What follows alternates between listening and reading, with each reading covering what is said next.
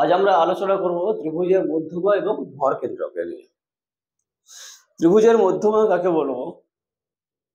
যে একটি ত্রিভুজের কোনো এক শীর্ষবিন্দু থেকে তার বিপরীত দিকের বাহুর মধ্যবিন্দু পর্যন্ত যে সংযোজক সরল রেখা তাকে মধ্যমা বলা হয়। ধরে নিলাম এবিসি একটা ত্রিভুজ,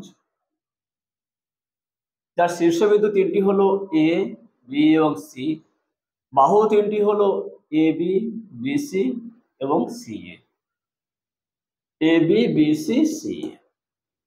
কি বললাম ডেফিনেশনে?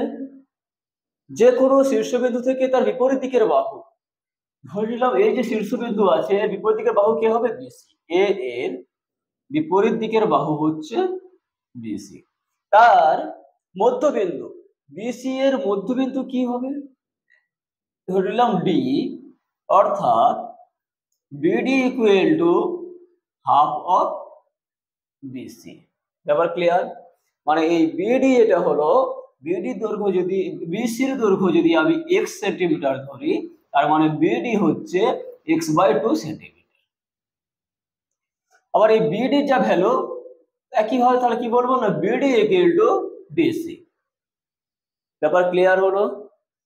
এর যে সংযোজক সরল রেখা, মানে এ আর ডি কে যোগ করলে আমরা যে এডি পেলাম, এই এডি হলো ত্রিভুজের একটি মধ্যমা।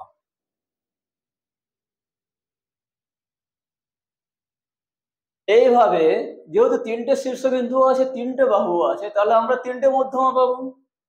তাহলে বি কে আবার এসির মধ্যবিন্দুকে যদি আমি ই ধরি, আর বি ই কে আমি যদি যোগ করি, এই বি ই হলো আর একটা মধ্যমা, তো দ্বিতীয় মধ্যমা লিখে দিলাম। আবার সি বিন্দু থেকে যদি আমি এ বি এর মধ্যবিন্দুকে আমি যদি যোগ করি, ধরে নিলাম এটা আমি যোগ করলাম, এর নাম দিলাম এফ, তাহলে সি এফ হলো ত্রিভুজের তৃতীয় মধ্যমা। ব্যাপার ক্লিয়ার হলো? তাহলে ডেফিনেশন কি বললাম? ত্রিভুজের যে কোনো একটি শীর্ষবিন্দু থেকে তার বিপরীত দিকের বাহুর মধ্যবিন্দু পর্যন্ত যে সংযোজক সরল রেখা তাকে ত্রিভুজের একটি মধ্যমা বলা হয়।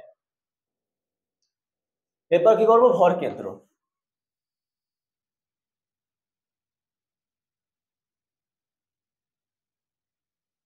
ভর কেন্দ্র, ভর কেন্দ্র কাকে বলবো?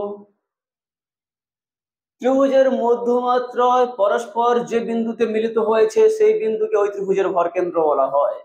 যদি এই মধ্যমাত্রায় পরস্পর ও বিন্দুতে মিলিত হয়, তাহলে ও বিন্দু হলো ত্রিভুজ এবিসি এর ভর কেন্দ্র। তাহলে মধ্যমার ভর কেন্দ্র আছে, ক্লিয়ার হলো? পরের দিন আরো কিছু আলোচনা হবে।